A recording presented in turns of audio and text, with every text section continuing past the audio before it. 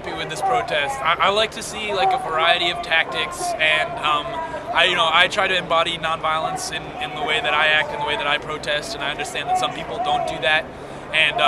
although I believe nonviolence probably gets our message across best and is like strategically like makes us less alienating to the public, I also believe that like violence is justified for some people who have like experienced such violence at the hands of the state and been forced to commit violence against others like because they're like serving in the military or something.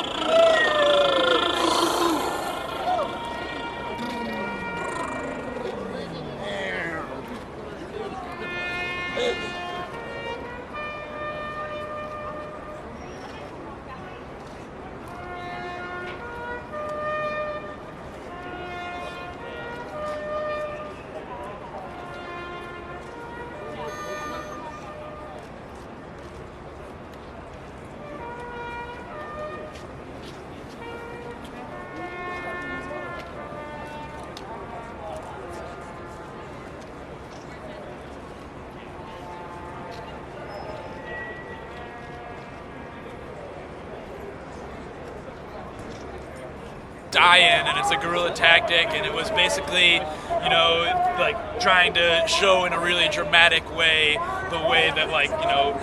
people have been like bombed by these planes, and a big part of why NATO is like so like screwed up and like has caused so many civilian casualties is that they drop bombs from planes that are very high in the sky, and they admit actually the planes are too high to accurately know where the bombs are going to fall, and so many civilian casualties have happened that way. We're going to tell you a little all about why we're here today, why bombing is so awful.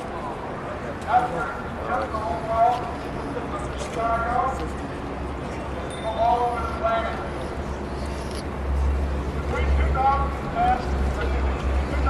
and 2010, the Boeing company spent $52.29 million bombing DC, and they did not say